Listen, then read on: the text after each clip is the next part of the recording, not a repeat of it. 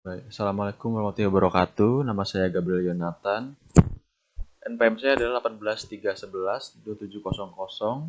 18372700650084. Saat ini saya akan menjawab mengenai UAS dari mata kuliah Pengembangan Sistem Informasi dari kelas R01. Untuk soal nomor 1 adalah menjelaskan gambar di samping. Ini merupakan sebuah gambar dari bisnis driver. Di sebelah kiri adalah the players. The players ini merupakan orang-orang yang menjalani bisnis dengan sistem yang ada. Di sini ada sistem builders atau itu pembuat sistemnya. Lalu ada orang yang mendesain sistem yaitu sistem designers. Lalu ada pemakai dari sistem tersebut yaitu sistem user dan juga pemilik sistem yaitu sistem owners. Dan di sebelah kanan ada the process. Bagian ini adalah orang-orang yang menjalani bisnis tersebut. Terdapat sistem initiation yang merupakan perencanaan awal untuk sebuah proyek untuk mendefinisikan lingkup tujuan, jadwal, dan anggaran bisnis awal yang diperlukan, serta memecahkan masalah atau kesempatan yang direpresentasikan oleh proyek. Lalu ini akan dianalisa oleh seorang sistem analis. Dan di sini ditujukan untuk menyediakan tim proyek dengan pemahaman yang lebih menyeluruh terhadap masalah-masalah dan kebutuhan-kebutuhan yang memicu proyek. Setelah itu sistem itu didesain supaya lebih menarik dan mudah digunakan. Setelah desain itu dilakukan implementasi.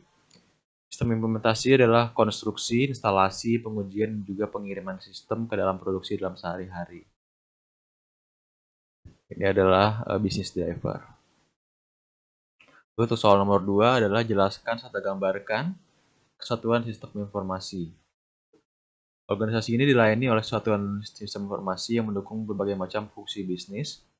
Dan di sini terdapat menjadi dua, yaitu front office yang mendukung fungsi-fungsi bisnis yang mencapai pelanggan mereka, dan back office mendukung operasi-operasi bisnis internal dan juga berinteraksi dengan para pemasok.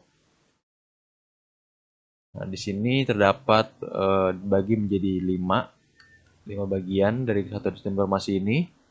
Yang pertama adalah sumber daya manusia. Di sini terbagi dari dua bagian, yaitu user atau pemakai dan juga pakar atau pengembang.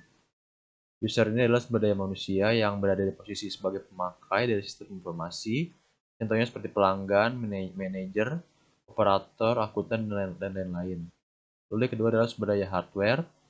Ini terdiri dari perangkat keras yang memiliki fisik dan digunakan dalam pemrosesan sistem informasi bisnis yang akan dijalankan. Lalu yang ketiga adalah sumber daya software. Ini terdiri dari tiga bagian, yaitu software system, software aplikasi, dan juga prosedur. Software system ini diibaratkan seperti operasi sistem yang ada di dalam komputer, sedangkan software aplikasi adalah suatu program yang memproses langsung setiap tugas dari para pemakai komputer, contohnya seperti aplikasi penjualan. Lalu yang adalah sumber daya data. Di sini membahas mengenai data yang ada di dalam suatu proses bisnis, seperti deskripsi produk, catatan pelanggan, file kepegawaian, database persediaan, serta masih banyak lagi tergantung dengan jenis usahanya. Lalu kelima adalah sumber daya jaringan. Di sini cenderung lebih mengarah ke arah komunikasi seperti komunikasi atau komunikasi, serta software untuk akses dan juga pengembangan sistem informasi yang ada. Lalu untuk soal nomor 3 adalah menjelaskan problem solving framework menurut James Butterby. Di sini memakai yang dengan istilah pieces dengan singkatan performance, information and data, economics, control and security, efficiency and service. Ini adalah pieces yaitu problem solving framework dari James Butterby. Nah, pieces framework ini adalah kerangka yang dipakai untuk mengklasifikasikan suatu problem, opportunities, dan juga directives yang terdapat pada bagian scope definition dan perancangan sistem. Dengan kerangka ini dapat dihasilkan hal-hal baru yang dapat menjadi pertimbangan dalam mengembangkan suatu sistem. Soal nomor 4 adalah sebutkan menjelaskan strategi alternatif pengembangan sistem. Menurut Earl, di tahun 1989, strategi pengembangan sistem informasi meliputi 3 pilar utama, yaitu Information System Strategy atau ISS, yang kedua Information Technology Strategy atau ITS, dan yang ketiga adalah Information Management Strategy atau IMS. Yang pertama adalah ISS atau Information System Strategy. Di sini berkaitan dengan bagaimana mendefinisikan kebutuhan informasi yang mendukung kebutuhan organisasi secara umum untuk menjamin terjadinya the flow of information yang efektif dan berkualitas. Lalu yang selanjutnya adalah ITS atau Information Technology Strategi. Ini berkaitan dengan strategi memilih teknologi sistem komputer, yaitu seperti hardware dan juga softwarenya, dan teknologi sistem telekomunikasi. Dan yang ketiga adalah IMS atau Information Management Strategi.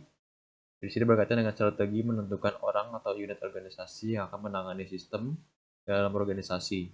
IMS ini menjabarkan strategi organisasi agar target pembentukan sebuah sistem ini handal dengan menggunakan teknologi yang ada dapat diterapkan secara operasional, baik itu jangka pendek, jangka panjang, ataupun jangka menengah, dan dengan tumbuhnya organisasi di masa yang akan mendatang. Demikian untuk vlog saya mengenai jawaban dari UAS mata kuliah pengembangan sistem informasi. Terima kasih.